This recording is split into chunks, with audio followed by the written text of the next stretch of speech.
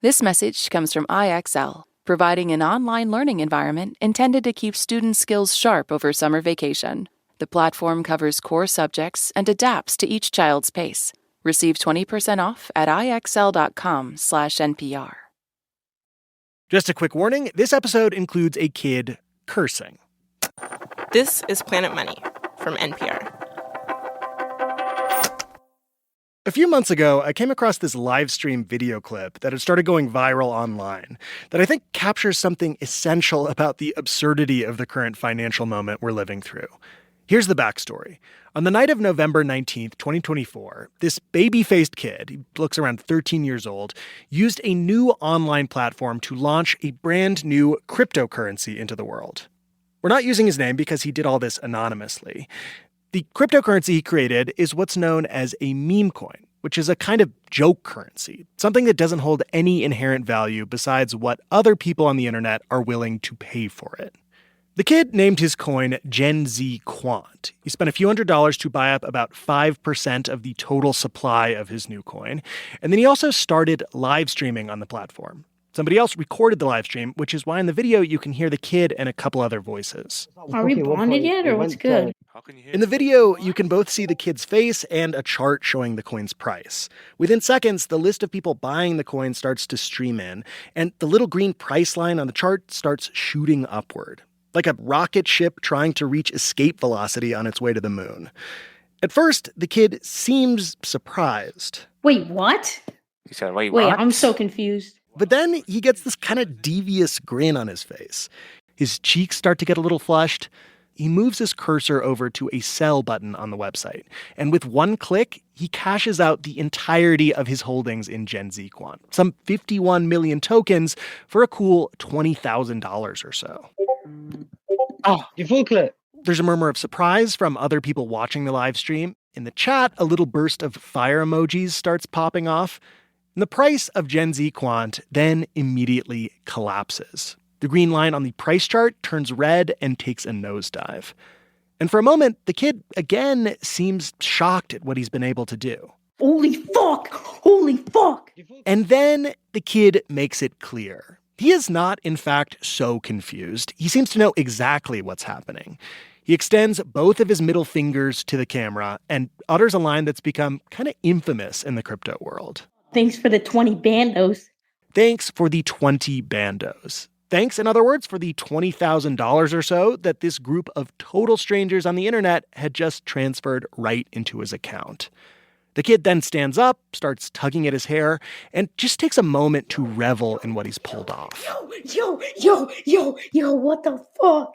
And I think maybe the most absurd part of all this is that the kid then goes on to pull this exact same move 2 more times with 2 other meme coins he created that very same evening, netting over $50,000 in total. Nah, bro. And when you take a step back and just think about what's happening here, it's kind of wild, right? We're living at a time where a 13-year-old can create his own cryptocurrency, successfully hawk it to a bunch of strangers on the internet over live stream video, and then rip them off for tens of thousands of dollars. Not once, not twice, but 3 times in one night, all from the comfort of his own home, and all before bedtime.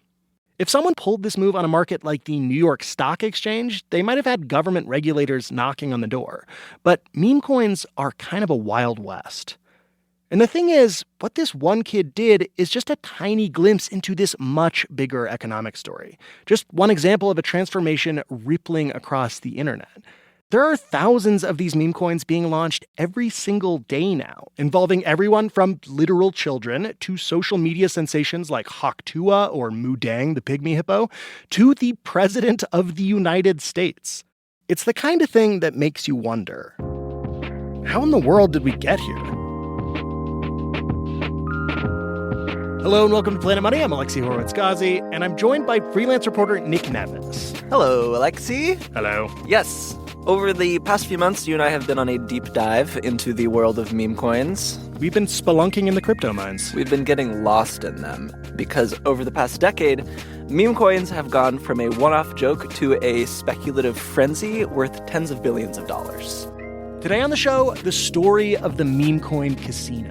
How a few technological leaps and cultural shifts helped turn a seedy internet backwater into a giant cryptocurrency gold rush.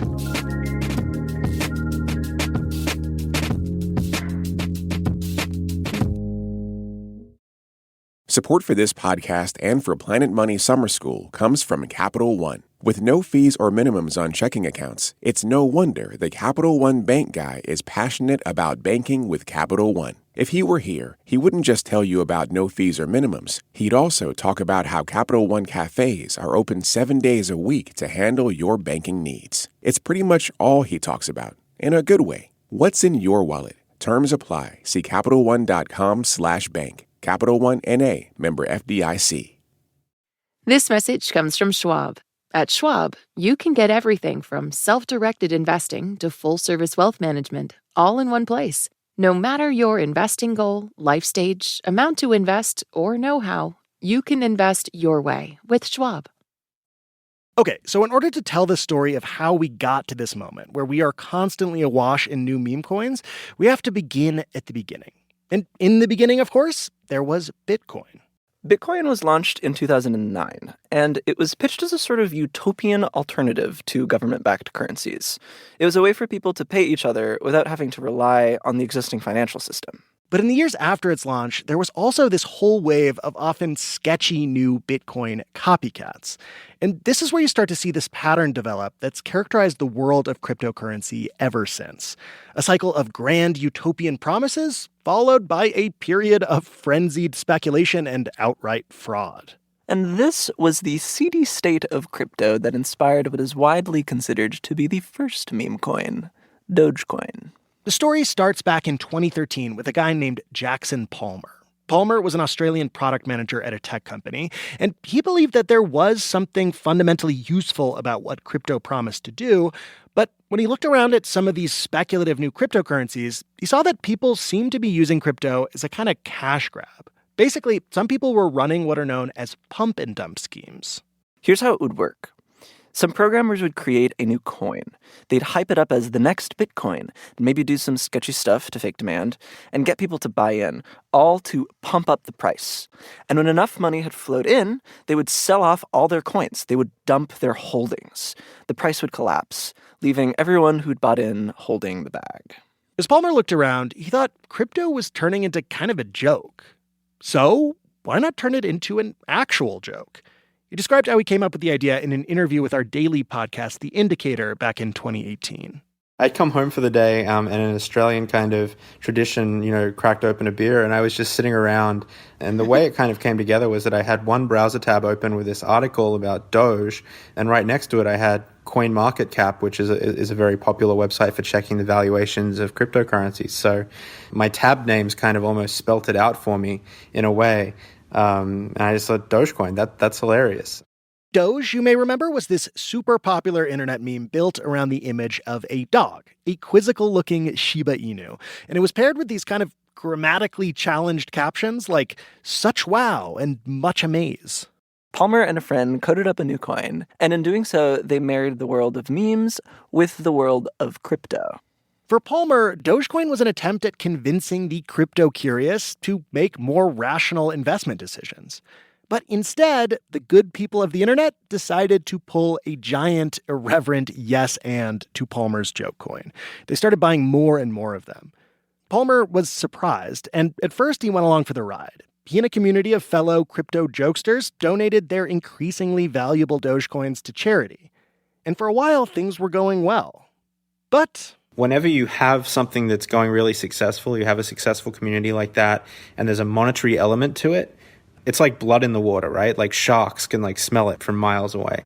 And pretty quickly, fraudsters started to use Dogecoin in the kind of pump and dumps it was meant to critique, which was exactly the opposite of what Palmer had intended. Yeah, tell me about it, right? The irony is definitely not lost on me. I feel guilty enough for creating Dogecoin, which I'm sure that people have I know that people have lost money on in the past, and that pains me. In the years that followed its creation, Dogecoin ended up spawning dozens of copycat cryptocurrencies, or copy Doges, I guess in this case. But the number of these new meme coins was still limited by the technical expertise someone needed to make one. You needed to be able to essentially copy and tweak Bitcoin's underlying code. And to understand how that barrier to entry started to change, we called up Zeke Fox. Zeke is an investigative journalist at Bloomberg and author of the book Number Go Up, Inside Crypto's Wild Rise and Staggering Fall. What do you do when you're not digging into the smarmy back corners of the crypto world? I've got 3 little kids, so I like to hang out with them, and I hope they never get into meme coins. Yes, keep them quarantined. Zeke says that first revolution that helped spawn our meme coin-filled moment was a cultural one, the one where Dogecoin helped marry the world of memes to the world of crypto. But the second revolution was a technological leap. It came a few years later with the invention of a brand new blockchain called Ethereum. So a blockchain is basically a ledger that everyone can see, and it keeps track of how many tokens someone has of a given cryptocurrency. It used to be that in order to make a new cryptocurrency, you had to code up a new blockchain. So Bitcoin had its own blockchain, Dogecoin had a different one. But Ethereum made it so that you could keep track of multiple cryptocurrencies on the same blockchain. You could just create a new coin right on top of Ethereum's underlying infrastructure. And this new Ethereum blockchain helped set off a massive surge in new cryptocurrencies, starting around 2017 or so. They were called initial coin offerings, or ICOs. And these coins were often framed as useful new technologies, cryptocurrencies that would have some sort of real-world utility. This was the time when people were still really pitching blockchain as like the solution to all the world's problems. So in general, these ICOs were like, it's the blockchain for dentists, or this is going to be the blockchain that helps track agriculture. It's Bitcoin for farmers. Yeah. But people were basically trading them just on hype. And studies afterwards found that something like 3/4 of all the ICOs, initial coin offerings, were scams or fraud. You can see that same quintessential pattern playing out again here. An era of utopian promises turning into a whirlwind of fraudful deceit. Yet, Zeke says this round of crypto speculation was also limited in its impact because the majority of investors just did not understand the basics of transacting on the blockchain, like how to set up your own crypto wallet or trade coins. But then came the third revolution that helps explain how we got to our current meme coin moment. And this one had both a cultural element and a technological one. The cultural part happened around the time of the COVID-19 lockdowns, when a bunch of bored day traders stuck at home started banding together to buy meme stocks, companies like AMC and GameStop. This was the marriage of meme culture and the entire stock market. The technological part was the rise of mainstream crypto exchanges like FTX and Coinbase. These platforms made it easier for retail investors to buy and sell cryptocurrencies, and that helped swell the market to new heights. During that huge crypto bubble of like 2021, 22, there certainly was some meme coin trading, but it was not the focus of cryptocurrency traders. The rise of the meme coin was still to come. Most crypto bros were still focused on mainstream cryptocurrencies like Bitcoin and Ether, and the most radical speculators were obsessing over things like non-fungible tokens or NFTs, like those weirdly expensive Bored Ape cartoons people were buying. Apes together strong. Planet of the speculative ape investments. Exactly. But as we have learned in the cyclical history of crypto, number that go up must eventually come down. Which is exactly what happened in November of 2022. That's when it was revealed that the founder of crypto exchange FTX, Sam Bankman-Fried, had been secretly using billions of dollars of customer funds to make massive risky bets. In winter 2022, FTX collapses, and that's like the nadir of the crypto market. Crypto winter, some might call it. Yeah. So how do we go from crypto's dark night of the soul to an era teeming with more meme coins than we can keep track of? And who are the winners and losers of this brazen new world?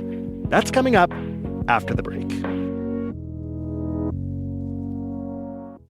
Support for this podcast and for Planet Money Summer School comes from Capital One. With no fees or minimums on checking accounts, it's no wonder the Capital One bank guy is passionate about banking with Capital One. If he were here, he wouldn't just tell you about no fees or minimums. He'd also talk about how Capital One cafes are open 7 days a week to handle your banking needs. It's pretty much all he talks about, in a good way. What's in your wallet? Terms apply. See CapitalOne.com/bank. Capital One N.A., member FDIC. This message comes from Odoo, the all-in-one business management software platform. Whether you're a small or large business, Odoo gives you one flexible platform built to grow with you. Try today for free at odoo.com/planetmoney. This message comes from American Home Shield. It's not a matter of if an appliance or system, like your HVAC, will break, but when. Without a home warranty, these repairs or replacements can cost thousands. But with an AHS home warranty, they will fix covered breakdowns, helping protect your wallet. Get 20% off all plans at ahs.com/NPR and see promo details. See ahs.com/contracts for coverage details, including service fees, limitations, and exclusions.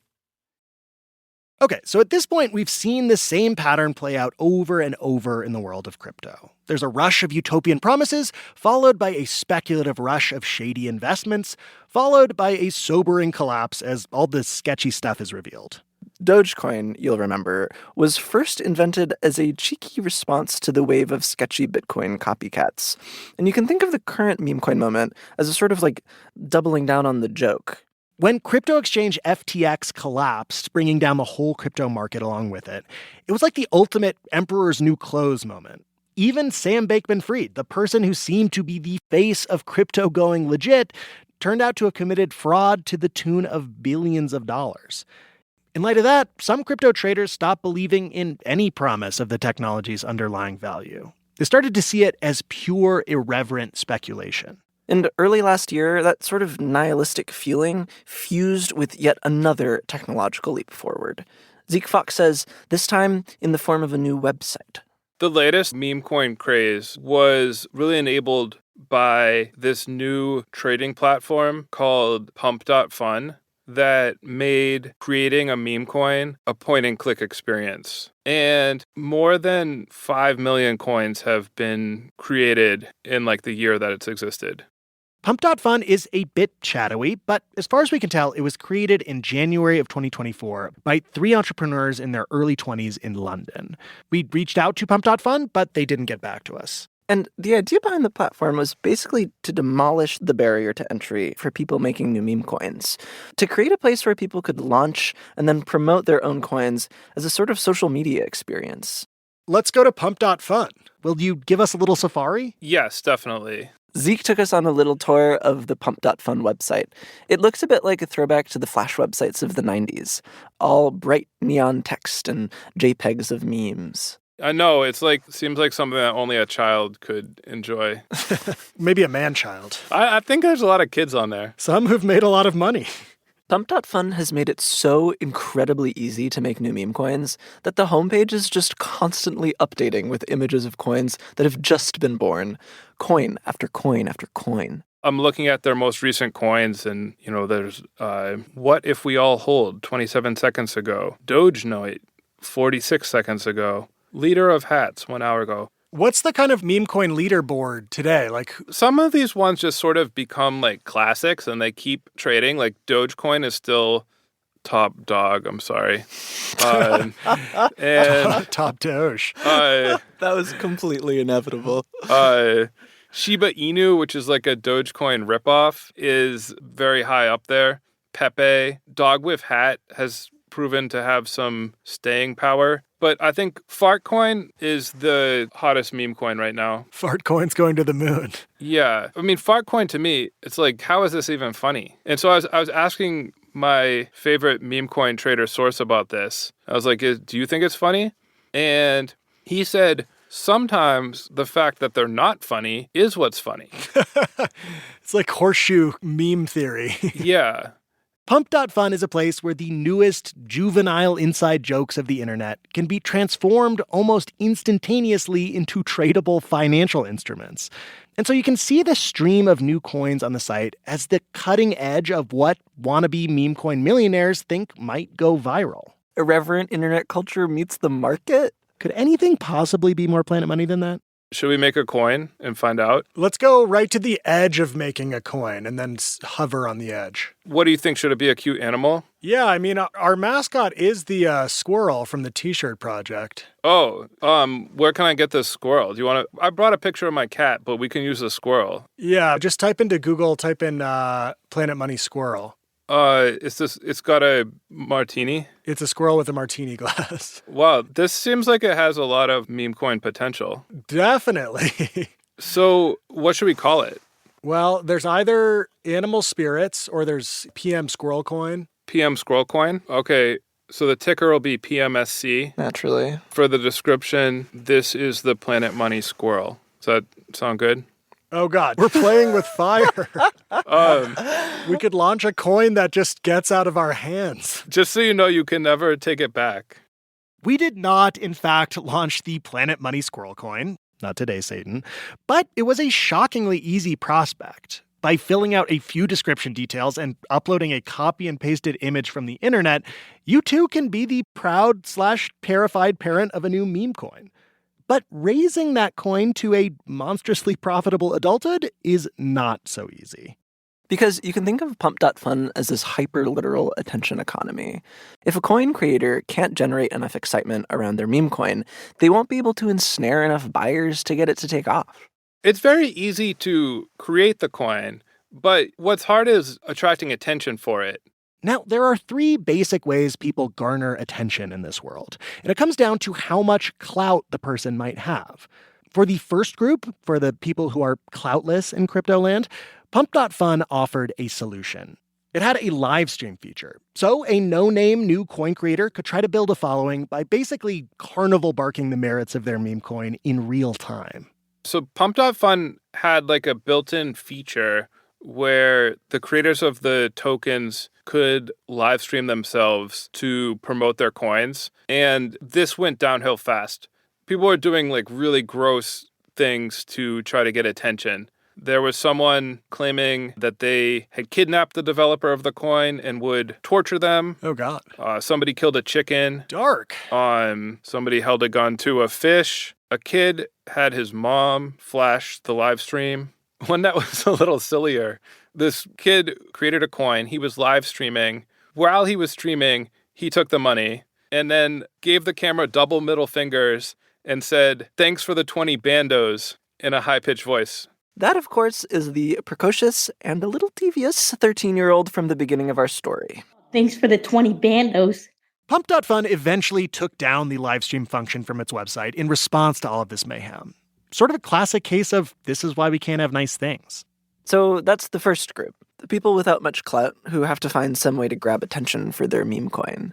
Now, there's a second group of meme coin creators, and their big strategy is to already be famous. And we've mostly seen kind of like C-listers do this.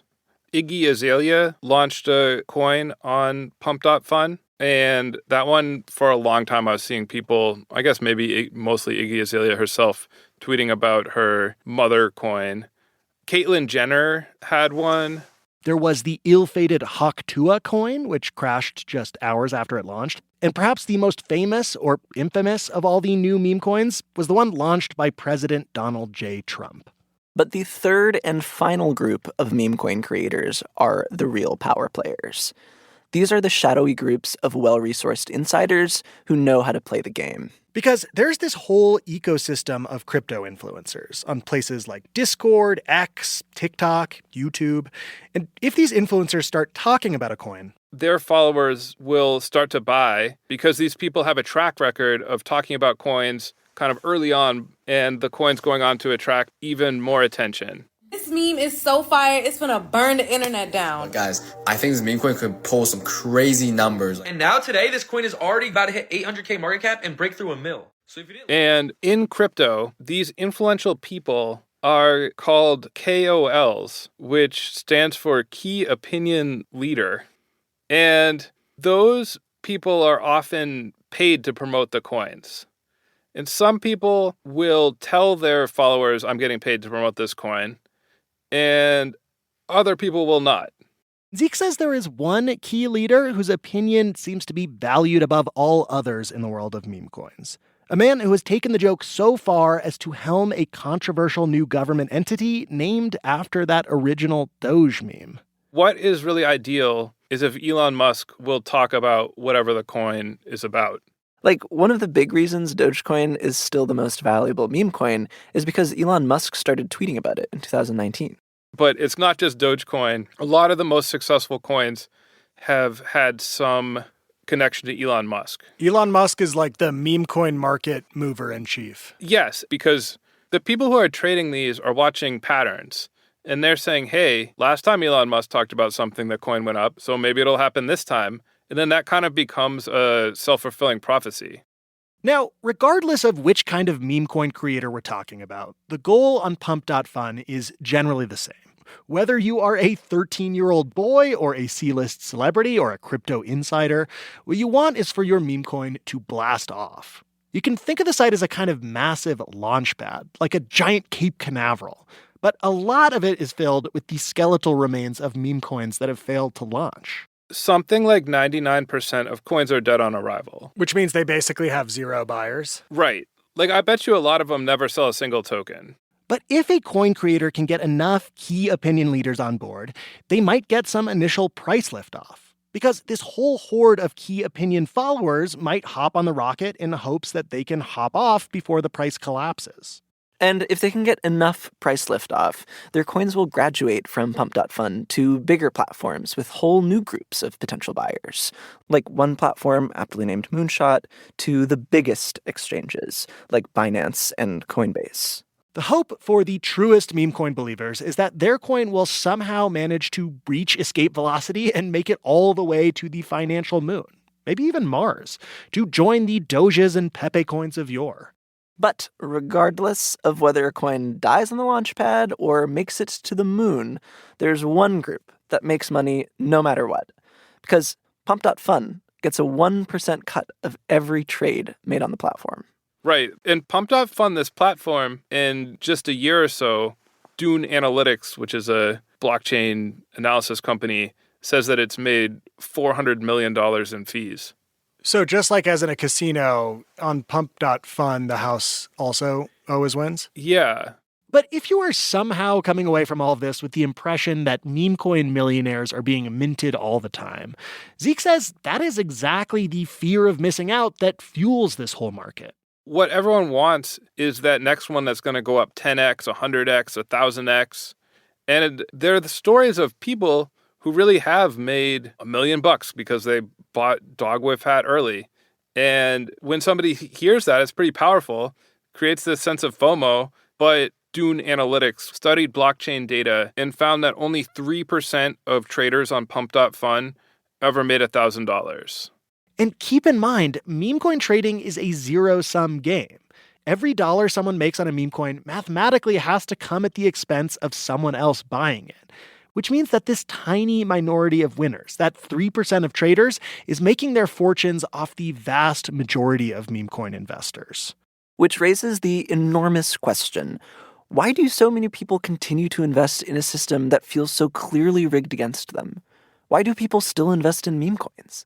In your mind, is this all just a giant casino? Like, is this just like an ancient practice of sometimes irrational gambling, like just updated and put onto the blockchain? I mean, I definitely would say this is just gambling. Everyone involved would agree with that, I think.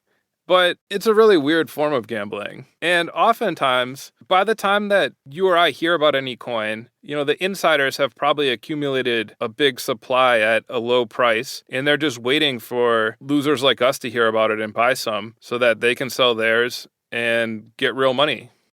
In a way, a lot of what's going on here feels like a new twist on the classic pump and dump scheme. But instead of people promising financial gains based on some underlying value, these days, many meme coin boosters are just promising that there will be enough other chumps out there to cash you out when the time comes. Call it a chump and dump. No, I think that most of the people who buy this, like, they're not being fooled by the coins.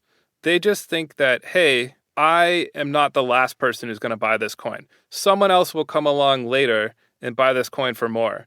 Has anyone made a greater fool coin? I guarantee that they have. And in fact, when we checked the Pump.Fun registry, there turned out to be no less than 12 competing Greater Fool meme coins. Half of them with the ticker sign Fool.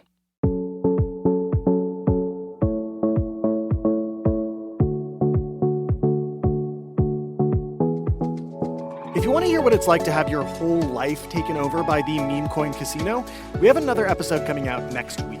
It's the outrageous tale of how an anonymous street rodent became an internet celebrity, got turned into a political martyr, and eventually was transmuted into a piece of cryptocurrency worth billions of dollars. This episode was produced by Willa Rubin. It was edited by Jess Jang with help from Keith Romer, fact-checked by Sierra Juarez, and engineered by Neil Rauch. Alex Goldmark is our executive producer. I'm Alexi Horowitz-Ghazi.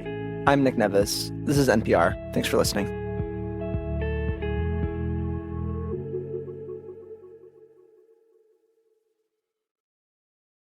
This message comes from Capella University. That spark you feel? That's your drive for more. Capella University's FlexPath learning format lets you earn your degree at your pace without putting life on pause. Learn more at capella.edu.